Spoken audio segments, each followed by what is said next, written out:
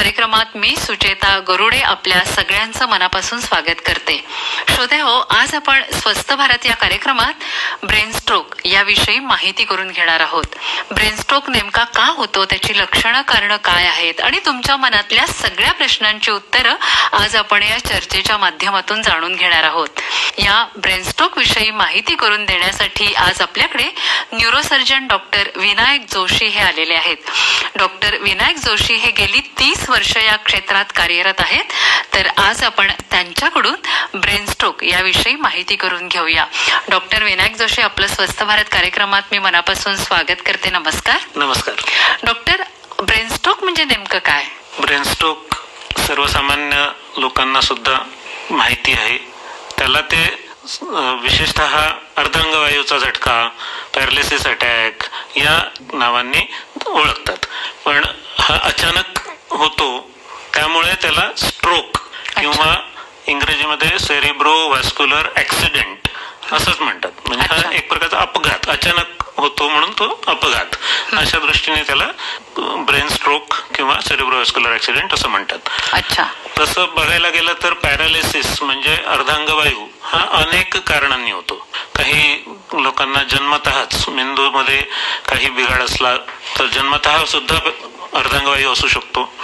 बरेचदा मार लागल्यामुळे आपण बघितलं असेल की एका बाजूचं मेंदूचं रक्तस्राव झाल्यामुळे किंवा हाड फ्रॅक्चर होऊन त्यामुळे इजा झाल्यामुळे पण विरुद्ध बाजूला अर्धांगवायू किंवा पॅरालिसिस होऊ शकतो.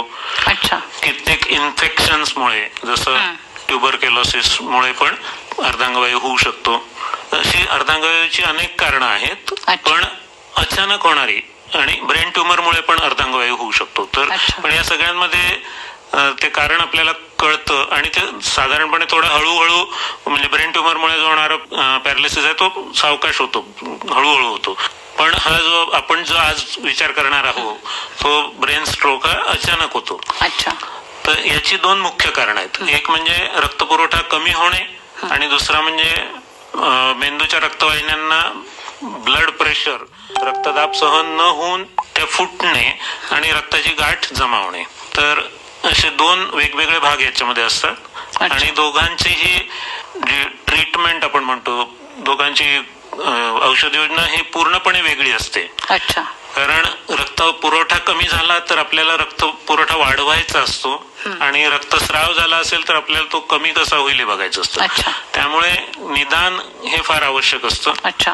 पूर्वीच्या काळी सिटी स्कॅनच्या पूर्वीच्या युगामध्ये क्लिनिकल एक्झामिनेशन म्हणजे फक्त तपासून लक्षणांवरूनच ठरवलं जायचं की हा कुठला प्रकार आहे, म्हणजे हा रक्तपुरवठा कमी झाला आहे का रक्तस्राव झाला आहे. त्याची काही ठोकताळे असायचे आणि त्याप्रमाणे आम्ही ठरवायचो की हा बहुतेक रक्तपुरवठा कमी झाल्याचा प्रकार आहे की बीपी खूप जास्त वाढलेलं असलं आणि अचानक एकदाच पॅरालिसिस झाला आणि तो पॅरालिसिस काही वाढत नाही आता, तर हा ब्लड प्रेशरमुळे आणि बेशुद्धावस्था पण आलेली असेल तर हे रक्तस्रावाची लक्षणं आहेत. पण तेच जर रुग्ण शुद्धीमध्ये असेल आणि हळूवारपणे तो पॅरालिसिसचा इफेक्ट वाढत चाललाय, म्हणजे आधी तोंडावरच होता, मग हातावर आला, मग पायावर, असं वाढत चालला असेल आणि रुग्ण शुद्धीवर असेल, ब्लड प्रेशर पण खूप जास्त नसेल, तर अशा वेळेस रक्तपुरवठा कमी झाला असण्याची शक्यता जास्त असते. अच्छा. डॉक्टर, आता तुम्ही सांगितलं की हा अपघात आहे, पण मग याचं निदान आपण कसं करायचं? म्हणजे आता तुम्ही एवढं की रक्तपुरवठा कमी होतोय, मग ते आपल्याला समजणार कसं की आपल्या मेंदूला रक्तपुरवठा कमी होतोय? ते रुग्णाला किंवा नातेवाईकांना लगेच कळणं कठीण असतं, पण आपली जी लक्षणं आहेत त्यावरून आपण ठरवू शकतो.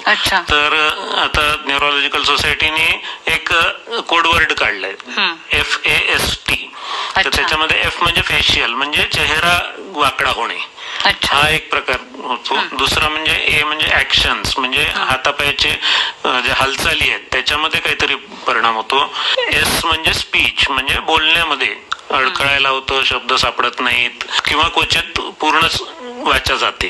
तर ह्या गोष्टी ज्या आहेत याच्यावरून आपल्याला लक्षात यायला पाहिजे की आपल्याला हा स्ट्रोक होतो आहे किंवा होतो आणि लगेच रुग्णालय गाठायला पाहिजे. अच्छा, पण ह्या ज्या क्रिया तुम्ही सांगितल्यात की तोंड वाकडं होणं म्हणा किंवा हातापायाला मुंग्या येणं किंवा ताकद हातापायामध्ये न राहणं, हे आपल्याला वारंवार जाणवत असतं की हे पण अचानक होतं की ते हळूहळू आपल्याला जाणवत असतं? नाही, हळूहळू क्वचित जेव्हा जाणवतं, व्हिटॅमिन बी कमी असलं तर मुंग्या येणं वगैरे जाणवू शकतं, पण ते क्वचितच जाणवतं किंवा एकदा जाणवतं मग पुन्हा बरं होतं, पुन्हा जाणवतं. असं होत असलं तर हे दुसऱ्या कारणांमुळे असेल. पण जेव्हा स्ट्रोक येतो तेव्हा ते अचानक आणि पूर्ण म्हणजे खूप जास्त प्रमाणामध्ये जाणवतं आणि अचानक जाणवतं, तेव्हा याला ते स्ट्रोक म्हणून आपण समजलं पाहिजे. अच्छा, आणि ज्यांना बीपी आहे त्यांना याचा जास्त धोका आहे? आधीपासून काही आजार जे आहेत त्यांच्यामध्ये याचा धोका, पॅरालिसिस अटॅक किंवा स्ट्रोकचा धोका जास्त असतो. उदाहरणार्थ ब्लड प्रेशर जास्त असलं तर रक्तवाहिन्यांना त्याचा दाब सहन न होऊन त्या फुटतात आणि रक्तस्राव म्हणजे ब्रेन हॅमरेज ज्याला म्हणतात तसं होतं. आणि हेच ब्लड प्रेशर हृदय किंवा कॅरोटिड आर्टरी यांच्यामध्ये तयार झालेली गुठळी ही त्या भिंतीपासून सोडवण्यासाठी पण कारणीभूत ठरतं. आणि म्हणून ही सुटलेली गुठळी मेंदूत जाऊन फसली तर तेव्हा त्याला इन्फार्क्ट किंवा रक्तपुरवठा कमी होण्याचा प्रकार म्हणतात. म्हणून ब्लड प्रेशर मध्ये दोन्ही प्रकारचे स्ट्रोक होऊ शकतात. त्याचप्रमाणे डायबिटीसमध्ये पण कोलेस्ट्रॉल वाढू शकतं, रक्तवाहिन्यांना ते चिकटू शकतं. त्यामुळे इन्फार्क्ट प्रकारचं जो स्ट्रोक आहे हा डायबिटीस मध्ये जास्त कॉमन आहे. याशिवाय काही अनुवंशिकता सुद्धा याच्यामध्ये असते. जसं एक होमोसिस्टीन नावाचं एक केमिकल आहे, ते केमिकल जर वाढलेलं असेल तर हे अनुवंशिकता असते याची. त्यामुळे त्या कुटुंबामध्ये अनुवंशिकतेने ते वाढलेलं असतं